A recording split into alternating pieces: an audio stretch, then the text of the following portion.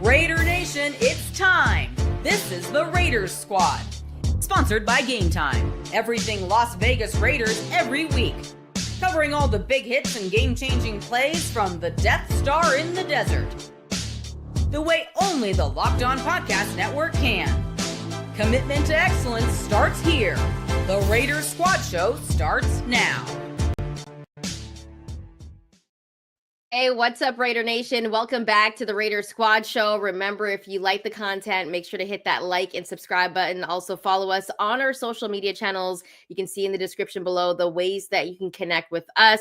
Also, remember, we're on the audio side, so wherever you find your shows, podcasts, wherever, we're there too. And if you got a couple of minutes, leave a rate and review because that's always going to help the channel grow as well. Before we get into all of that, Q's at the facility. You know, you've been giving us some great content even before training camp, but Q, what's the vibe like today? Because pads go on today.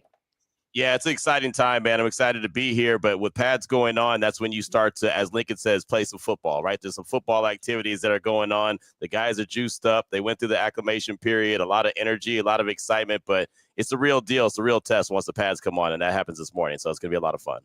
First of all, nobody likes pads, okay? Nobody likes foot pads. Nobody likes training camp. Nobody likes all the stuff that you have to go through, but it's the necessary evil. And like, Q was mentioning, and I've always said, look, in order to play football, you got to play football. So you can't play footballs in shorts and T-shirts. You got to play football with pads. So it's a necessary evil, but there's not a player in the world that says, oh, yeah, I really look forward to pads day. Let's go. That just means it's all business. It's all business from here, right? It should be. It should be. That's the way it should be. By the way, I got to bring this up, but I believe Link might be the waviest person on the show. They love his fits, right? The fits are getting a lot of comments. He got a great tee on today, so we got to give a shout out to Link, just bringing the heat. You know what I'm saying? It was all a dream. It was all a dream, baby. I got to step my game up, apparently. It's all good. It's all good, brother. You're over at the facility. Don't be wearing too many colorful shirts.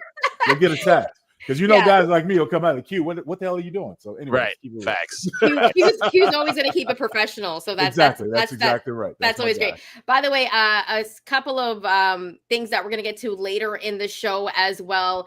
Stay tuned. We're going to be talking about training camp vibes, also expectations. Fans were there this weekend. Great turnout. We're going to get into all of that. Competition at training camp. We're going to talk about what competition, what positions you should be looking at, and what's making the most noise right now. Also, Tyree Wilson getting work on the inside. We're going to get into that after we discuss the biggest news that we can't really not talk about, and that's Christian Wilkins getting released. But before we do all that, we got to hear from our sponsors. Today's episode is brought to you by Gametime. Download the Gametime app, create an account, and use the code LOCKEDONNFL for $20 off your first purchase. So, guys, obviously it's training camp, and there's so much news coming out of training camp, but I feel like because this happened on Thursday, we got to talk about it because everyone wants to hear from you and Link.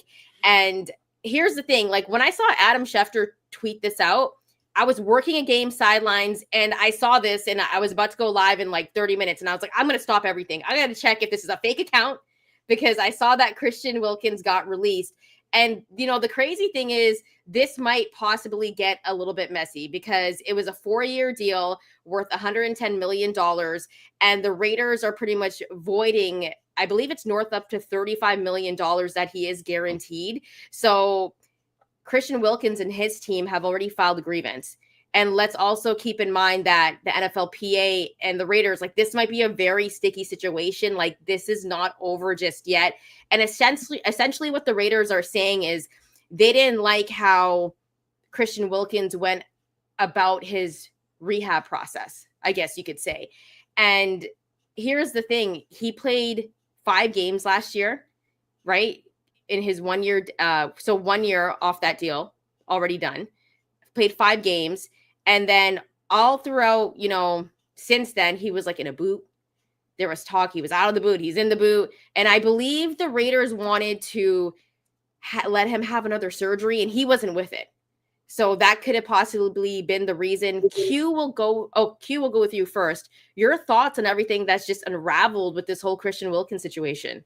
Well, it was surprising to me. I was on the air live when I saw that same Schefter report. I was about to go to break. It was around 4:30 on Thursday. I still remember because I had put up a great tease, and then all of a sudden I paused and I was like, wait, hold on. And you know me, I'm never in a loss of words. And so I was just shocked and surprised. I mean, look, a week before that, they had just put him on the PUP list, and we were talking about, is he going to come off the PUP list before the 53-man roster? Is he going to miss 4 weeks? And then all of a sudden he's gone. So you know, the Raiders obviously made a decision, and they said, look, I mean, one, you can't miss what you never had. He only played 5 games anyway with the team, and they found a way to navigate without him. He's a hell of a talent. You want to have him, but if he wasn't there, he wasn't there. So they obviously didn't like the whole process that was going through with the rehab, and sounds like there was some other stuff that was going on that I'm not privy to, and I'm sure we'll find out sooner rather than later through this whole grievance process that's going on. The thing that's interesting, as Link knows, you know, the NFLPA and the NFL, they're not really at the greatest standings right now. They've had a lot of situations going on, let's put it like that.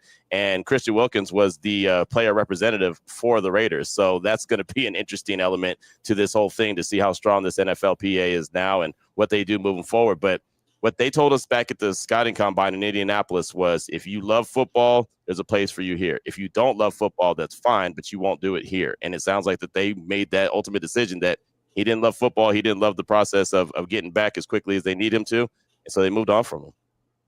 Let me start by saying this is exactly, I mean, this is a business. Okay. We're talking about a business. And in order to be a part of a business, you have to have things necessary for that business to go. You have to, this is a performance-based business. So that's what it's, going on. You know, when Christian Wilkins came over from Miami, it was a huge, big free agency signing. I was so happy for the Raiders to get him. You know, they tied in the $50 million. It was reported last year. I don't know how much of that he actually received, only playing those 5 games. But $50 million last year, and it was reported that he was due another $8 million guaranteed this year. Mm-hmm. So they became a business decision. Much to Q's point, even if you're going to start on the PUP list, there's no guarantee that you'll be available or you can come back after the PUP list. So the Raiders had a business decision to make. Do we stay on the hook for an additional $8 million and a roster spot, or do we cut our losses? Chantel and Q, you guys know this. Yes, it was reported the Raiders wanted him to have another surgery, and he refused. What that tells me is that obviously the surgery didn't work the way they wanted to, and they were going to have to go back in. And look, every athlete knows once you break the seal, your body is forever changed. So you do whatever you can to limit the amount of times you break the seal and go back in. So, you know, I like Christian, and I hope he does well, and I hope he succeeds. I think he's a tremendous player and extremely intelligent, which I certainly respect. And more importantly, he is a person that generates a lot of attention and has a lot of following. So that means he's a good guy. But we're in a business state, guys. This is necessary evil, and I'm sorry that happened. But the Raiders made the decision they had to go with. Link, you said it. Like, he was one of the biggest free agent signings that the Raiders got that year. Yeah. There was a lot of hype on him. Raider Nation was hype. I was like, we got Christian Wilkins. No way. This is great. This is going to be a great pairing as well for Max Crosby on that line. And then he played 5 games, and that was all that we kind of saw. But I want to read out the statement that the Las Vegas Raiders released, because I think it's really telling. And then I want to ask you guys what you guys think about the statement that they've made here. They said, quote, "We have decided that it is in the best interest of the organization to move on from Christian Wilkins, and he has been informed of his release from the team. This franchise has a commitment to excellence on and off the field, with no clear path or plan for future return to play from Christian. This transaction is necessary for the entire organization to move forward and prepare for a new season." Q, we'll go with you first. That's a very serious statement. Like, what are your thoughts when you hear that? It wasn't cookie cutter. It wasn't one of those that you copy and paste and insert a new name and say we would thank them for their their efforts and we wish them well in their next endeavors. It wasn't that you typically see, right? And so I like that you used the word serious. I've been talking about this organization as serious, unserious, or for entertainment purposes only. And I feel like that this team, this organization, is going in we're going to be a serious organization. That's a serious statement. That's a serious move, right? They're making moves to better this team and better this organization. They're not having guys on scholarship anymore, right? They're not going to just, we gave him a lot of money, so we've got to make it work. We got to hold on and hope that he's going to work. No. Okay, look, cut our losses, boom. And then, they've got to fight out the grievance thing. They got to fight out the money. I don't get in the man's pockets. I let him, handle that. That's on him. but it's just from the player point of view and being on the field and how this team is going to contribute. There's not a guy that I saw on the field the last week that is like crying because Christian Wilkins isn't here. They're out there busting their tails, ready to get ready. They've got a deep defensive tackle room, and they're getting after it. So they know the assignment, and if you know the assignment and you accept the assignment, you'll have a place here. If they don't accept the assignment, you won't. Yeah, I'm sorry, didn't mean to cut you off, Q. But you know what? Q's been there at Chantel a lot more days than I have in training camp this year. And what I've heard just through the grapevine and people talking about, there is a new energy that's running through the building.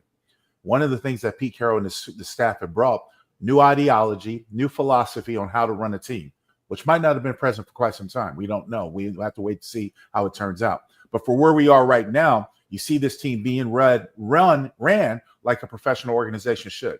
And as I said a moment ago, it's business first. If you don't produce for me, you have no business in this room. I can't explain it anymore. If you can't produce for me, you have no business in this room. And when you talk about money, it ties up, it affects other contracts, roster spots, all these other logistics that go into the business. So with that being known, there are people who should be committed when they put on that Raider jersey and that Raider uniform, that Raider helmet, to being a Raider and going out and give it their best. I think Pete Carroll's staff expect that. I certainly hope I know the Raider Nation fans want that, and we'll have to see how it all translates. But right now, there's a new energy in the building, and it's a let's go right now. Mm-hmm. I'm actually not mad at that because I feel like Pete Carroll, they're making a statement with this, right? That they said they want to commit to excellence. That's always been the motto for the Raiders. And they really are, if they're willing to let a piece like Christian Wilkins go. Like, they're not playing around, because what have we seen in the past from the Raiders? They'll stick it out with a guy that probably shouldn't be there. Like, remember how long AB was here? That was ridiculous. I was like, what is going on? How many chances are we going to give this guy? Right. And then Mayock finally was like, okay, I think it's time. But this time, that was more Gruden. That wasn't more Mayock. That was Gruden. Yeah. Gruden fought for him because he wanted him as a player. And then because Gruden had that final say at that time. And Mayock was the one who was made to lay out the waste. But it was more Gruden. There's plenty of guys, though. To your point, Chantel, there's so many guys that have been around this organization for many, many moons, even back when Lincoln was around, where you just look around and you're like, wait a minute, what is this guy still doing? I mean, you can go back to even like Javon Walker. I mean, remember him in that situation? There's guys that have been drafted that, they're drafted high, so they got to stick around. They've got to play. Look, if you can't cut it, you got to go. And that's the mentality that this staff has, where they don't care where you've been drafted. They don't care how much money you're making. You've got to be able to make this team better. And if you don't, there's not a place for you. And just an added caveat, from an organization standpoint, there were times where people, questioned the loyalty, program to player, player to program, so on and so forth. I think those sort of loyalties are gone, to be honest. I don't necessarily think they run rampant like they do. One, because the money is so much larger than it ever was. You can't commit, and it's guaranteed these days. This is what guys are fighting for in their contracts. They want more guaranteed money. You're on the hook for that, and you can't release an injured player unless you come to some sort of settlement with them. And so these are the logistics of the business, and you have to make those hard decisions. Loyalty, whatever it is, personal opinion aside, business is business. And guys, I feel like I wouldn't be doing my journalistic duty if I did not bring this up, because I saw this on X, and Josina Anderson, who she brought this up, and you're already laughing about this, but I gotta do my journalistic duty here and ask you guys, okay? So Nick Walters, who I believe is in the Vegas area, had also tweeted this out, but he said Christian Wilkins reportedly had an incident with a teammate that led to his release by the Raiders, and league sources tell Josina Anderson. Sources within the team are being careful and won't leak many details. One says it was, quote, weird, like a very weird incident. I have to get your guys' take on this. Link, what are you thinking about this when you hear this? Because not too many details have come out, but it's a weird incident.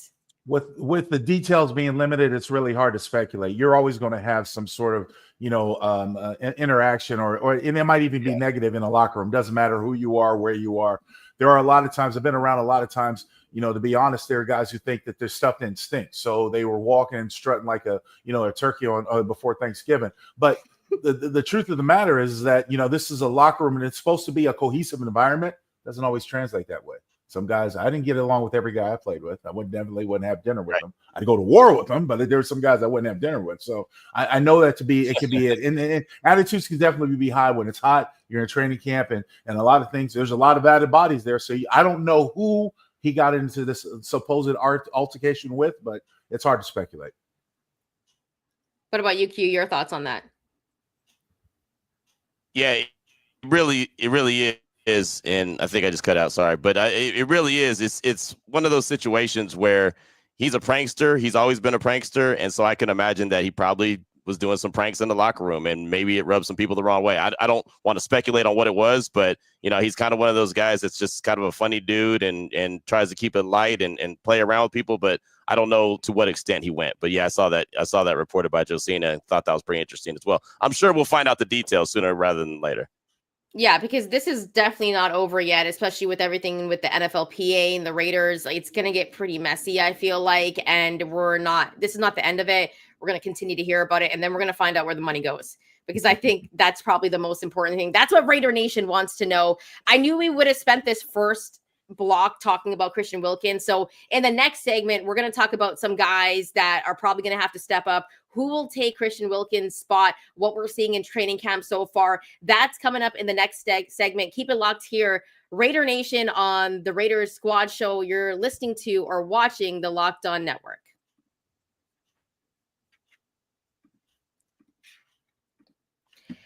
This episode is presented by Yahoo Fantasy. Fantasy football is back. Fire up the group chat, get your draft board ready, and buckle up for a season filled with breakouts, busts, and all the overreactions we live for. It's all going down on Yahoo Fantasy this year. I'm playing on Yahoo Fantasy, and you should too, whether you're a first-timer or a veteran making your millionth league. And I've used Yahoo Fantasy for years for NBA Fantasy as well. And I love how smooth the draft day experience is. Really, the system that they have in place, it makes it really easy. And you can even do a bunch of mock drafts before as well. To celebrate 28 years of fantasy greatness, Yahoo Fantasy is dropping 28 big new features over 28 days, giving you more ways to play, more ways to draft, and more ways to win. It all begins August 4th. So stay tuned and get started in creating or joining a Yahoo Fantasy Football League at yahoofantasy.com, Locked On NFL. That's yahoofantasy.com/Locked On NFL. And let's make this fantasy season the best one yet.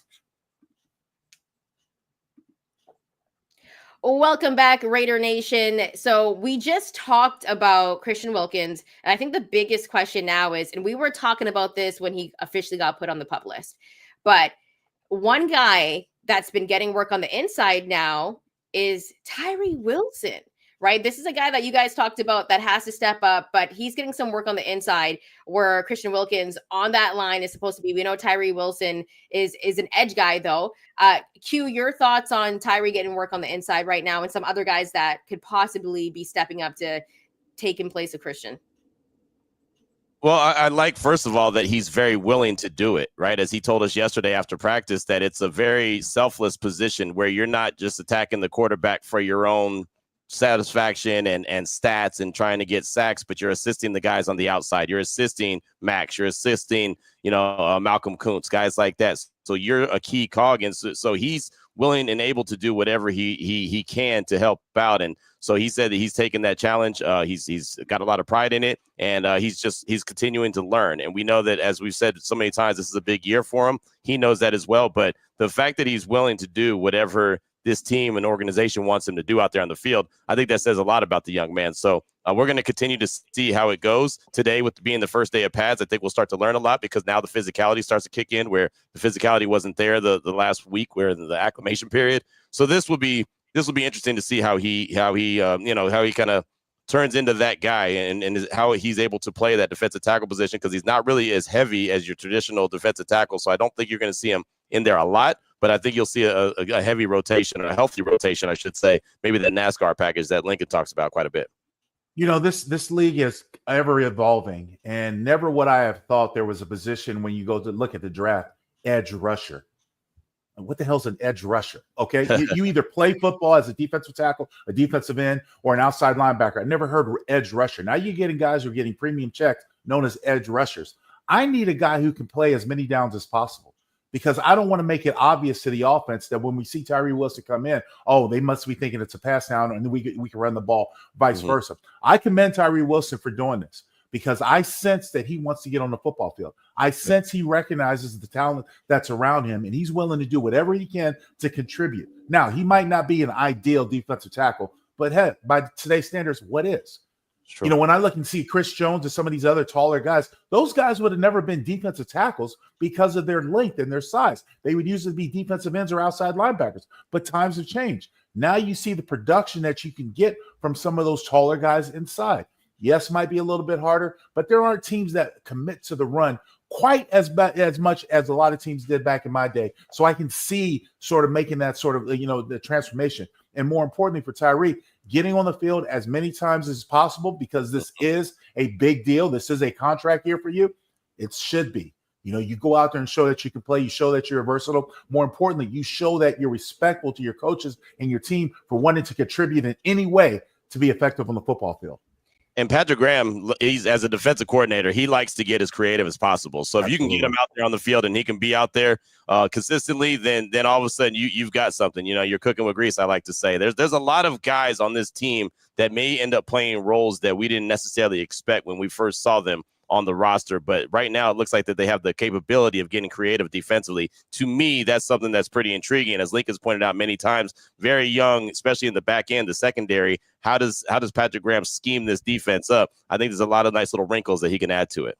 And Link, you mentioned it. It's his contract year. I feel like it's his make or break year. Right. And the Raiders organization, they're really expecting Tyree to have that year, to know that he's willing to obviously, you know, get working on the inside when he's naturally that edge guy. But like you said, that doesn't really matter. If you play football, you play football. How important is it for Tyree to really just thrive in these type of situations, to know that he's a team guy? Like, will that help him in terms of getting that contract, or like what are we going to need to see from him exactly? Well, if you see him play, you see him be productive. Obviously, it helps him in getting a contract or negotiating a future contract. But more importantly, from a selfish standpoint, if I'm Tyree Wilson, I'm approaching this that if I can show my versatility, there are probably a lot more options that are open up to me if I am put on the free agency market, or I don't get that, you know, that contract extension with the Raiders. So, you know, a former first-round draft choice is always going to garner attention on the open market, the possibility of being an open market, which, and of course, you can increase your awareness and your visibility if you're playing multiple positions and being productive at it. So this is good all around for the team, the facility, more importantly for Tyree Wilson going forward. Yeah, at the end of the year, you know, they have to make a decision. Are they going to pick up the fifth-year option or not, right? And we saw that happen to Josh Jacobs, where they decided that they weren't going to pick up the fifth-year option. Then his final year of his, you know, 5-year or 4-year rookie deal, he went and balled out, right? And then we all know how that all played out, that scenario. So huge year for Tyree Wilson to get through this, show how productive he can be, show he can be a versatile piece, and make the team, the organization, make a decision on that fifth-year option in his favor. Yeah, so Tyree getting some work on the inside. We're talking about Christian Wilkins, who's going to replace him. And Q, we'll go with you again right now. Who are the names that we should be looking out for? And obviously, Adam Butler, right, is a guy that we're very focused on at this point. Yeah, I mean, that's the easy answer right there. It's Adam Butler. You know, they gave him the contract extension this offseason so he can play a major role. But I'll tell you, man, the young fella, Jonah Laulu, I would not sleep on him. He's a guy that even yesterday at practice, we saw him lining up in multiple different positions. And I got a chance to catch up with him a couple days ago after practice. And I love his intangibles. I think that he's still raw. Max Crosby mentioned it after practice that he's so good and he doesn't even know it yet. Those are the kind of guys that I get excited about, because if they can figure it out, right, if they're already figuring it out with just their raw talent, and then all of a sudden they actually start to put it together, and the game, we always say, like, slows down a little bit for him. I think this dude could be a monster. He's got a hell of a story. He's a local kid. So, I mean, he's got family and friends here too. So I just think that it'd be fun to go ahead and monitor him and follow him and see how he does. But I think he's definitely going to take advantage of this opportunity. But look, there's a lot of guys in that defensive tackle room. I mean, there is with Adam Butler leading the way. There's still about 8 guys in there, right? Leaky Fotu is a guy, 6-year veteran. He's been there. So it might not be the biggest name and the biggest one impact player, but it could be a healthy rotation and fresh legs in there consistently, and they could still get the same job done. Again, they figured it out last year with Wilkins only playing 5 games. You know, Q, you hit a nail on the head for me, because you talked about key names. a lot of times in a lot of locker rooms, when guys walk in, they're going to look at the names that are around them. And Christian Wilkins obviously is a big name standout, for a first-round pick and a highly touted free agent. So, what I'm proud of and what I'm happy to see is that there are young guys who are willing to step up. A lot of times when you have those names that kind of, overshadow you, you're kind of lost. Well, what chance do I have to make this team? But you should take full opportunity to go out there and play well and showcase what you can do, because there are 31 other teams in the league. If not here, maybe somewhere else. So, there's going to be a lot of competition. It's going to be hard to really seriously, without looking at film and seeing every detail, to break down who deserves to step into that position, who deserves to help being a part of that starting rotation. But much to Q's point, I expect a lot of guys to be in that defensive tackle room, that defensive line room. They're going to need probably 6 to 7 guys to suit up every game, which tells you that you're going to have to probably hold on 8 to 10 to make sure you have depth. That's a big chunk of the roster, the final day roster. So it's a good day for competition. They'll get the pads on today. We'll see what they're made of, and there's going to be a lot of physical stuff going on around the facility today, Q. There's no doubt about it. Yes, there was some physicality on yesterday too. Yes, I bet. Butler and Caleb Rogers got into it, got a little fisticuffs. I called it a spirited exchange. It was pretty. You could tell Lincoln that they're ready for the pads. They're tired of all this, running around in this heat without some physicality going on. So I like that the young fellow Caleb Rogers, the young guard out of Tech, didn't back down, and obviously Adam Butler is a big time veteran. So they're chomping at the bits, man, to get after it. Guys, the fact that Christian Wilkins only played 5 games last year, I felt like the defense has already kind of played without him. Like, not to take anything away from Christian Wilkins, right? But they got used to not really playing with him. So, Link, how much of an advantage is that? Because, he hasn't been around since last October, really, right? I think he showed up for 1 day for OTAs. I could be wrong about that, but he's been there, but he hasn't really played with this defense for a while. So, Link, when a guy's been out for a while and you've been, with your other guys actually playing the game, how much of an advantage is that? And how much can they kind of just, I guess, look at Christian in the rear view because they've been playing without him? Look, I'm a firm believer that if I'm standing on the field and I'm looking over to the sideline and I see one of my fellow guards or fellow offensive linemen on the sideline, you do no good to me. You're no good to me. You're no good to me. You're no good to me on the sideline. So, too much to your point, Chantel, when Christian Wilkins came into the Raiders, there was a lot of promise. He showed a lot of promise in those first 5 games. He got off the ball. He made plays. There was a lot to be excited about Raider Nation. But when he went to the sideline, someone else needed to step up. Yep. And I think we saw that. The defense was still solid last year. Saw that. Yes, he's a big name. And obviously would like to have all your big names, all your big free agents come out and contribute. But if you're on the sideline, you're doing me no good. And I can't speak to a man's health. It's his own personal body, his own stuff. But after the first surgery failed and it didn't heal, now we have to move on. Yeah. If I'm in that locker room, if I'm on that defensive line, I like Christian, I might not like Christian. Whatever my feelings are, personal feelings regardless, but we've got to move on. I'm here to play football. And that's what the Raiders want. That's what Raider Nation expects. That's what this team should expect. Do whatever you got to do with your contract, financial situation. You do you, but we need players on the field. Can't make the club in the tub. Yeah, and you're not going to miss what you never had, right? Again, I mean, it's like taking the girl out on the date one time and then she never calls you back. Like, well, I don't really miss her. I really never had her, right? It was one great experience, but that was it. You know what I mean? Like, you can't miss what you never had. It's reality. So that's that.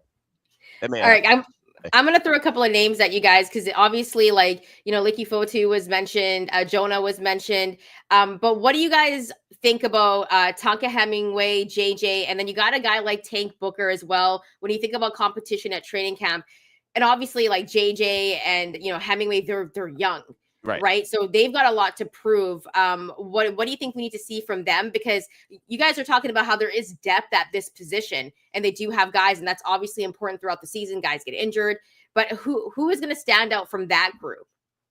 That's a good question. And that's something that I think is TBD. We'll start to see, and we'll start to see today, even with pads coming on. But these young guys know that there's an opportunity. They know that there is a big hole, at least a big name that's not going to be there at that position. So now that they know, hey, there's an opportunity to step up. And they also know that they have a head coach in Pete Carroll that is all about competition and compete, and it's all about competing. So if they go out there and put their best foot forward and just play football and let the chips fall where they may, they could be big-time contributors. When this show first started and we started talking about guys that we were looking out for, Tonka Hemingway and JJ Pegues were guys that I said I wanted to look out for because I didn't know what was going to happen with Christian Wilkins. And so I thought that there was an opportunity for one of these young guys to step up. Jonah Laulu as well, right? I mean, these guys, they have opportunities. They just got to go out there and earn it. And that's what it's all about. You will get what you earn. You'll take out of it what you put into it. And these guys are given the opportunity to put everything that they can into it. So I think it's a TBD on who's going to step up and really play a role out of the young guys,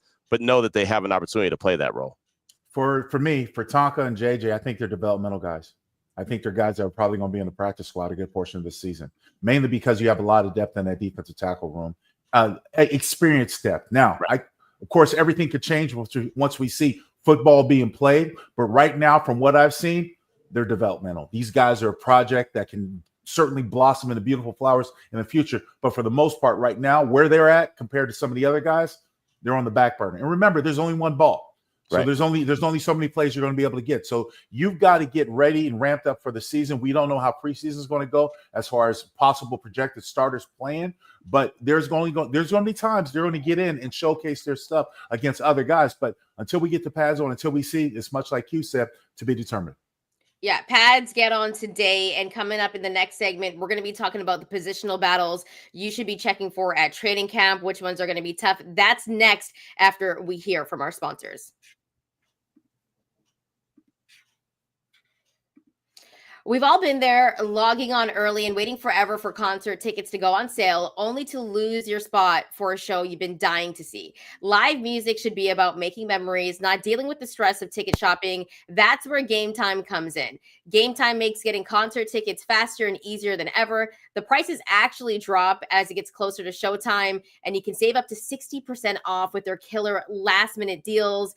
And honestly, with Gametime, the price you see is the price you pay, no hidden fees. As you know, there's some other third-party sites that just add on fees at the end, not with Gametime. So take the guesswork out of buying concert and show tickets with Gametime. Download the Gametime app, create an account, and use the code LOCKEDONNFL for $20 off your first purchase. Terms apply. Again, create an account and redeem the code LOCKEDONNFL for $20 off. Download the Gametime app today. Last minute ticket, lowest price guaranteed.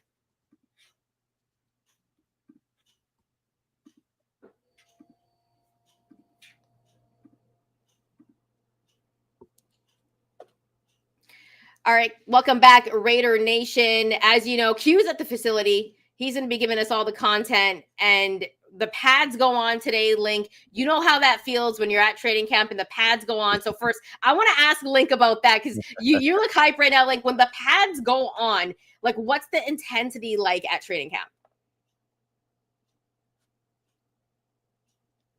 Lose him? Yeah, I think we may have lost you there, Link. There we go. Hey, I'm back. Hey, You got me. All right. Yeah. Forgot to turn back on my mic. My bad. Amateur error. Anyways, look, it's awesome. You know, the thing is that if you're used to being in the trenches like I was, I want that contact. I want to be able to push people around. And here's the thing: we come off. I want to get run fits with my guards and my tight ends to know how we're going to block these double team blocks, these tandem blocks. I want to get pass fits. I want guys to come into me. I want guys that I can see if I can still take on a bull rush, still take on power moves, and more importantly, some of these fast guys that I used to run around, I want to show them I can block them as well. So it was what I looked forward to. Even though it's training camp, even though I'm going to get to my guys, and I'm not trying to injure my guys, it's what I was looking forward to because it's playing football. So you got to love football to be around this. So it's a great time to be a football player. And you start to learn about these positions, like Lincoln said, the trenches. I mean, like the offensive line, you can't tell what the offensive line is doing until they have a chance to be physical, right? I mean, they're out there, and yeah, they're technically blocking, but are they really blocking? They're not really. And the defensive line is having their way. They're talking a little ish right now because they're getting through the offensive line like it's no big deal. But again, the offensive line doesn't have a chance to actually be physical and block. So now you get to see what the offensive line looks like. You start to see a little bit of a power of the running game. So I think you're going to get to see Ashton Genty with the pads on and see what he can do. Obviously, nobody's out there trying to take anyone's head off and try to take them out of the game. So they're still going to be careful. But you start to see, you know, how these guys are built and guys that may look good during, you know, the time when they don't have pads on, and they're, you know, it's easy to go across the middle and make a play when you know that nothing's coming for you, right? But all of a sudden when the pads are on, it's a little bit different. So you start to see what these guys are made of. So this is when we start to see how quickly they're picking up the scheme, how they're comfortable playing in space, how comfortable they are behind their pads. Like, you start to learn a lot when these pads go on. And the good thing for the Raiders is they have back-to-back padded days. So I think we'll learn a lot in the next couple days. Yeah, this is exciting because also we were hearing that at training camp, obviously it's all competition. Pete Carroll loves the competition, and they were doing things a little bit differently this past weekend because they had JPJ taking snaps with Aiden O'Connell, right, with the twos. Yeah. And then I believe they had Meredith taking snaps at, with the ones. Yeah. So with Geno Smith. So, I mean, listen, I was all over Twitter, and people were like, is there going to be a quarterback controversy? Like, this is what people are saying. And we know that some of Raider Nation loves them some Aiden O'Connell. But Link, what's your thoughts on this? Is this just Pete Carroll making sure that guys can step in wherever and just giving them the chance to play with, the ones or the twos? Yes. It's also about competition. It's also about a new coach with a new team and a lot of new faces testing their willingness to deal with adversity. Everything's not going to be ideal. I've seen kids sometimes young men sometimes go into a shell when they were no longer the starter. Look at the current climate of college sports. The transfer portal is affected because there are kids that are running around the country whining that they're not being respected or appreciated to their full, intent. So that's the same thing that happens in the pros. Those egos, much like you was talking about, those egos. And so the way you test that is you deal them some adversity. Hey, Lincoln, what if I draft another tackle in the first round? How are you going to deal with that? Am I looking over my shoulder? How am I reacting? The coaches are watching you. They're also watching your play. Do you pick it up a little bit? If you draft a star receiver, you're the receiver that's in there, or you bring in another notable name to the position that you're already playing, how do you deal with that? So that's what we're looking at here in the early stages of training camp. And Pete Carroll's always said it's all about competition. Yep. So in order to see that competition, you have to start that competition. You have to create that competition. Possibly put a 3 on the ones to go out there and challenge versus a starting defense. Those are things that you have to do to see what these young men are made of when the time comes. Yeah, he's spot on about that, when it comes to that competition. And I know that, even tweeting out that, hey, you see JPJ with the twos, I know that got Raider Nation in a tizzy and got them all worried and concerned and what's going on or what are the Raiders doing. But they're doing exactly what Lincoln said. They're creating that competitive environment. They're also getting a guy like JPJ familiar with Aiden O'Connell. They're setting up a game type situation, even though it's only, the first day of padded practices today. They're setting it up so if, say, Geno goes down in the game, all of a sudden they've got that continuity with each other because they've been working out together, and vice versa. What if JPJ goes down in the game and then Jordan Meredith has to step up? So there's multiple reasons why they do this, but ultimately it's that competition, the competitive nature. We saw that not only with the center position, but we saw that with the cornerbacks. We saw a guy like DeCam Richardson on yesterday running with the ones, right? You saw Jacorian Bennett even running with the threes. So there's just a lot of mixing and matching, and this is exactly what Pete Carroll does. Again, I go back to what he did the first year in Seattle. There was like 300 different roster moves, right? He just mixed and matched and did all kind of different things, and he's going to continue to do that. That's just part of his genius and who he is as a head coach and getting the best out of his players, and he knows how to do it. It's a method that's been tested and proven to be correct multiple times, so he's doing the same thing here. Yeah, and I think it's kind of a confidence boost for a guy like Jordan Meredith to be taking snaps with the ones with Geno Smith, because I know there's some Raider Nation that wants to see Aiden O'Connell start over Geno. I know this. I see it all over Twitter all the time. But I think it's really interesting because I think Aiden O'Connell actually does have a chance to kind of impress them in training camp, because I think Geno threw a pick the other day. AOC threw a pick. Not saying that he's going to start over Geno, but Is this kind of a positional battle as well that we should be looking at, guys? I don't see it as a positional battle, but I do see iron sharpening iron. And I see that when Geno makes a play, Aiden is the first one to go high five him and run up to him, and vice versa. When Aiden makes a play, and they both have done really well. They've made some really good throws, some really big plays. You saw a nice touchdown pass, a deep pass from Aiden O'Connell to Jack Best yesterday. And then you saw a nice touchdown pass from Geno Smith to Trey Tucker yesterday. Right. I mean, so it's like these guys are really showing their worth. And right now, I think that the Raiders have a really good quarterback room between the two guys, between Geno Smith and Aiden O'Connell. There isn't a quarterback controversy, right? I want to put that out there because there's a lot of speculation. There isn't, But both guys are very competent and can run the offense, and that's a good thing because, again, in a league that you never know when a guy could go down, you're going to need that solid dude to be there as well. And I think Aiden O'Connell is going to have that opportunity to be that strong number 2 for the Raiders. Look, you got to develop depth, and the only time you're going to get a chance to see these guys other than preseason games, and you don't want to take the chance in regular season, are practices like this. So you ramp up the intensity, you put that competitive vibe out there in the air, you throw it, and you have to throw shade to whatever the media like us are going to be talking about, the possibility of a controversy. There's no controversy. You know who your starting quarterback is, but you're still developing the possibility of a young man in AOC. I still think he has potential to play on this league. I think the system obviously has to be right for his strengths, but he's smart, he's physical, and he's capable. And those are the 3 intangibles that I need to sort of create that quarterback position. Now, definitely develop him into a pro quarterback can be a little bit more of a process, but it's taken a lot of guys in this league to learn how to play in this league at a successful level. I'll tell you this, though. The one thing that's been refreshing for me to see over the past handful of practices that we've been at is an offense that looks like it's a competent offense. Right. I mean, last year, and this, I'm not trying to throw shade at anybody that was here previously, but last year in Costa Mesa, man, the offense just looked bad. Right. I mean, to the point where we're like, man, this defense is going to be phenomenal because this offense can't do anything. Well, to see a guy like Chip Kelly running this offense and seeing that they have some really creativity when it comes to the plays, when the ways that they're using different players, and just seeing guys evolve, and you start to see what their skill set can be, even in ways that maybe you didn't imagine them being used,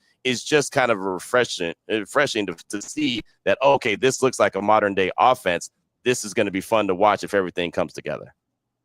Yeah, and I mean, this is all competition. I also think it's kind of good for a guy like AOC to be taking snaps with JPJ. You never know when an injury happens. Yeah. It's football. It's a long season. It's a tough game. Guys get hurt. And so I think it's just game situations that Pete Carroll and, Chip Kelly are putting them through. I do want to ask, when it comes to positional battles, though, which one are you guys looking at the most? Like, for me, I think it's Darian Porter and Bennett.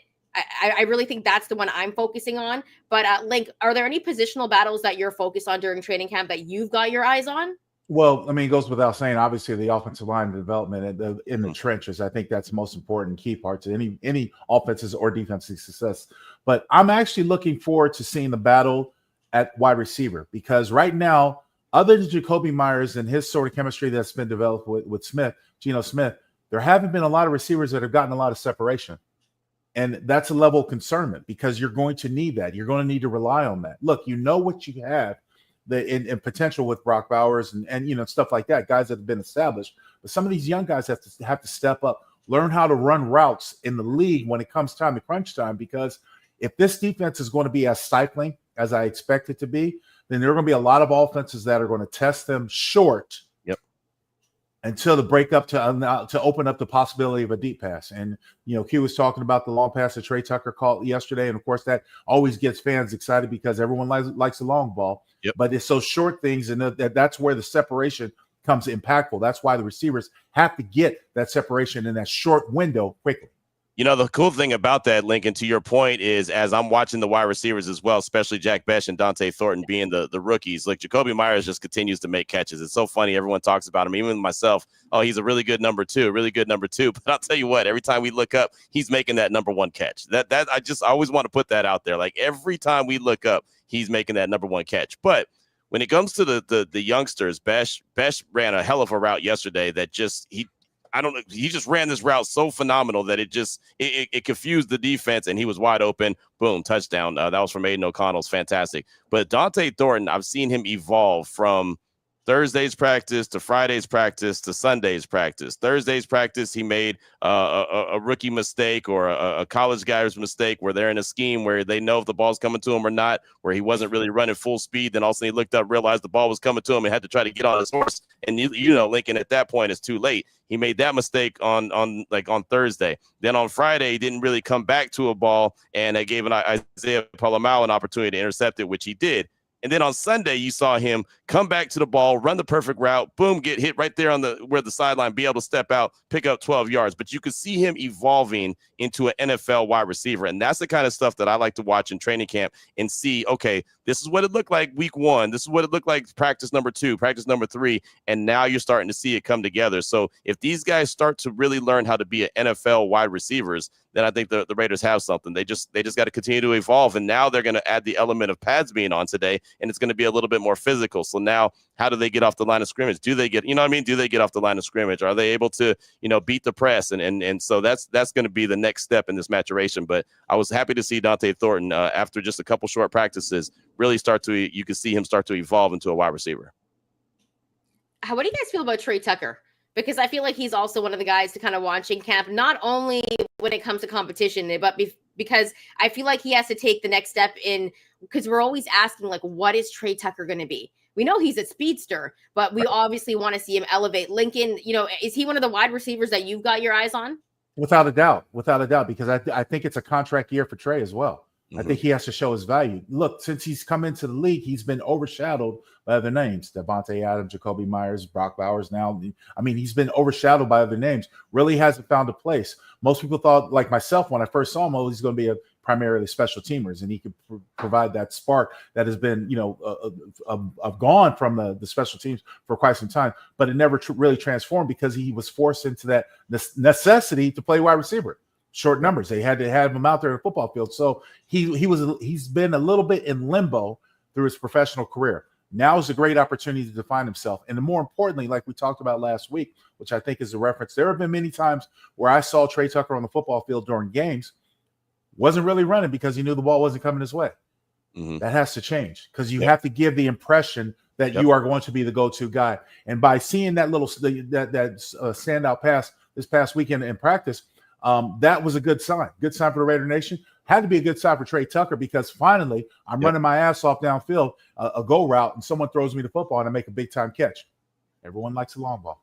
Man, and that pass from Geno Smith was on point. If that offensive line could give him room, and that's our time, that's exactly what I said after that play happened. I said, man, if that offensive line would hold up, and give him a time to make that play happen, that pass from Geno was pretty. I mean, he had a pretty deep ball. But for me with Trey Tucker, I'm so intrigued because of Chip Kelly, and I believe that he has the opportunity to really showcase what all these guys can do, where, as we talked about Tucker before, he's been really a one-trick pony for this team. He doesn't have to be.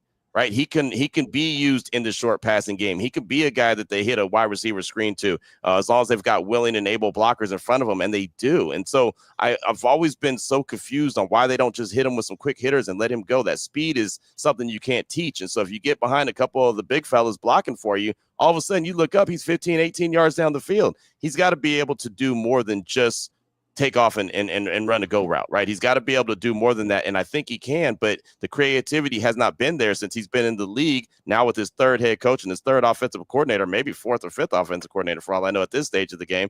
He's got to be able to be used in more than just one way. So that's what's intriguing to me, and another reason why you watch number one when he's out there on the practice field.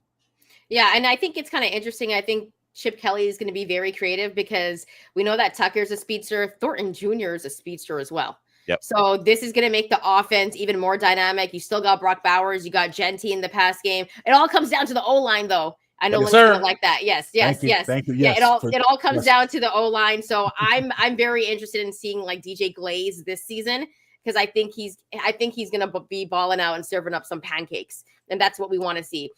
Coming up next segment, guys, we're going to be talking about training camp vibes. Just the new era that they're in, and also the fans who showed up. Raider Nation always shows up, and they've been there at training camp. That's in the next segment. Keep it locked here on the Locked On podcast. You're watching or listening to the Raider Squad Show.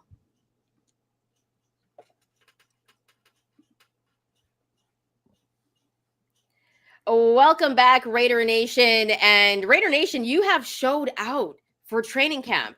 I believe, Q, you said about 2,000 fans on Sunday. Was that it? Yeah, 2,000 fans was reported in the building on Sunday. And it's just really cool. I love it. Training camp practice started on Wednesday. And traditionally, it's been season ticket holders, special invite, vendors, stuff like that. And Wednesday, it wasn't a big crowd. and they immediately changed their mind and said, hey, tell everybody who's listening that, these practices are going to be open. So I started going on the show and started saying, hey, man, if you're in and around the area, you want to go see practice, doors open at 7 a.m. Now, it's not every single practice, but it's a good chunk of practices that are going to be open to the fans. And the fans responded. Raider Nation always does respond, but they responded. And on Sunday, I thought it was a special day, 2,000 fans out there. Just making a lot of noise and giving that energy. Pete Carroll running over to the fan base a couple times over to the stands to get them hyped up, and it brings another vibe to training camp. And so it's been really cool to see and to see a lot of the fans come out there and have a good time and get to see their favorite team put it all out there. And I know that the players enjoy it too. Of course. And Q, I wanted to also ask you, just because I feel like, has this happened before? Like, you've been at training camp before. And so is the vibe totally different, especially with the fans? Yeah, it is. It's a lot different than what it has been. And it seems more accessible. It's more accessible for us. I mean, let's keep it a buck, right? Even for the media, we have way more access than we had before. And we're able to check out and see more of the different plays, everything that's going on, just different walking up and down the sidelines. But yeah, man, the fans are having a really good time and packing the stands. They've even set up more stands and everything, and seating areas for the fans to come out to. So it's really been a really good positive vibe, and see a lot of Raider Nation, see a lot of listeners to this show and the Locked On Raiders podcast as well. I get to meet and greet with a lot of them, so that's been cool too. Q, okay, so you've been there at training camp for different regimes, right? So Yes. This is a new regime, obviously, with Spy Tech, obviously with Pete Carroll. And so what I really want to ask you is, what's that vibe been like compared to previous years? Like, how different is it? And can you feel the energy when you're out there? Yeah, you can. You can tell that the energy is electric from the crowd. And like I said, Raider Nation always brings it. Last year was a little different because we were in Costa Mesa. And so, Raider Nation wasn't technically allowed to be there because of the Rams and the Chargers, and they had the rights to that area. So they didn't really have an opportunity to have fans there. But the previous staff before that, and Lincoln knows this really well, McDaniels and company, I mean, they hardly wanted us there, right? And so, there was times where I felt like we were way in the corner trying to observe what's going on. And so there wasn't too much energy at all from the fans. And, before that, there was some. But like I said, it was really season ticket holders and vendors only. This time it's kind of like, hey, man, if you're Raider Nation, you want to see your team, come on out. Come out. The doors open at 7 o'clock. Practice starts at 8:30. Let's go. Right. And I mean, I just walked out there on the field earlier before this show started, and there was already Raider Nation rolling in. So, and practice didn't even start for another like 5 or 6 minutes. So, so it's kind of cool that, the fan base is getting an opportunity to see this team come together, and Pete Carroll loves it. This is no slight on basketball or baseball or any other sport, but this is football season. This is what people live for. And if you're a baseball fan, you're mid season, you're happy with where you are, obviously, because you get to see your games. But if you're a football fan, this is what you've been salivating for. Yeah. And yes, it's only practice, and yes, it's training camp, but it's an opportunity to see your team, the new look of your team, the new coaching staff, to feel that new energy, to get those vibes going before the season starts. So much to Q's point, anytime the Raider Nation get a chance to see their boys, they're going to take advantage of it. All they need is air and opportunity. And you get a chance to see the beautiful facility, as well prior to seeing the stadium. So this is a great opportunity to see some football and get yourself warmed up for the upcoming season. Yeah, I always say I'm an unofficial scout and I'll be making decisions on my own on who should make the team. But this is why it's so great for the fans, right? Because I feel like this new era, they want the fan interaction. And to hear that they've had 2,000 fans there is unbelievable. We know Raider Nation's going to show out. We know Raider Nation's going to be yelling Raiders the whole time. So the energy is there. I want to ask you guys, you've obviously both been around this team for, a very long time, and you know the culture and you know how it has shifted. And we've kind of talked about the culture shift a little bit early on, but now that we're into training camp, how do you guys feel like the culture has really shifted and Pete Carroll has kind of taken over? Well, I'll say I feel like there was already a culture shift last year. I want to give Antonio Pierce credit for that. I think that he did do some really good things with helping change the culture. I say it all the time that I think he knew exactly what he wanted. He just didn't know how to get it.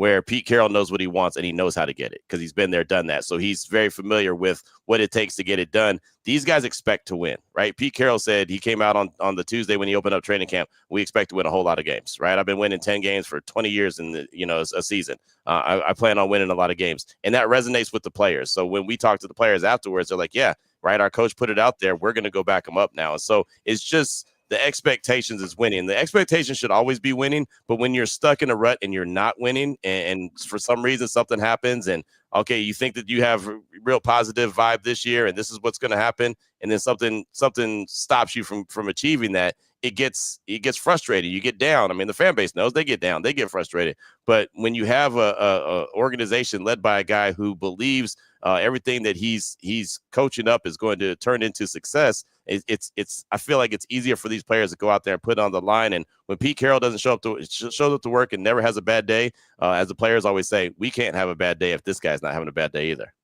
When it comes to culture, much to Q's point, it only translates into wins.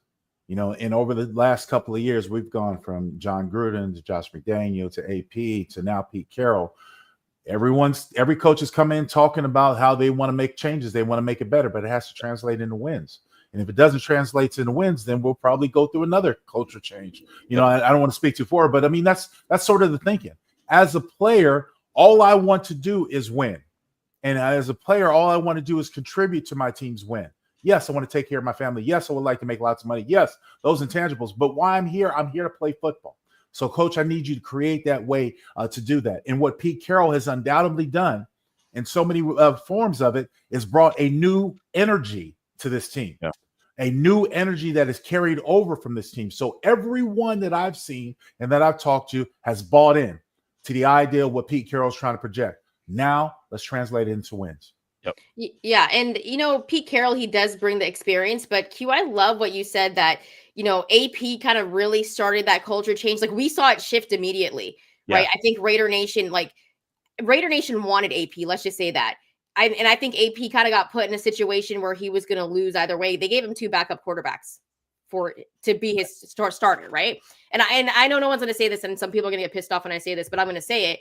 But it was nice to see a black man as a head coach in the NFL, but he was kind of set up to fail because they gave him 2 backup quarterbacks, and it's like AP couldn't really make any mistakes. So I don't really feel like it was his fault, but he was kind of the start of this culture change. And now Pete has come in and he's bringing in the experience, but I think we got to give a little bit of credit to AP there. I want to ask you guys, and Link, we'll go with you first. When you're getting a new coach, when there's a new GM, what does that mean to a player if you've already been with this franchise and you're seeing all of those changes? How do you adapt to that? A lot of questions. I think my 9 years with the Raiders, I went through 4 head coaches. Yes. And I saw the writing on the wall as a captain in my last year with Callahan. I saw the writing on the wall. I knew he was going to get fired. Callahan had already taken a job elsewhere. I knew he was going to get fired.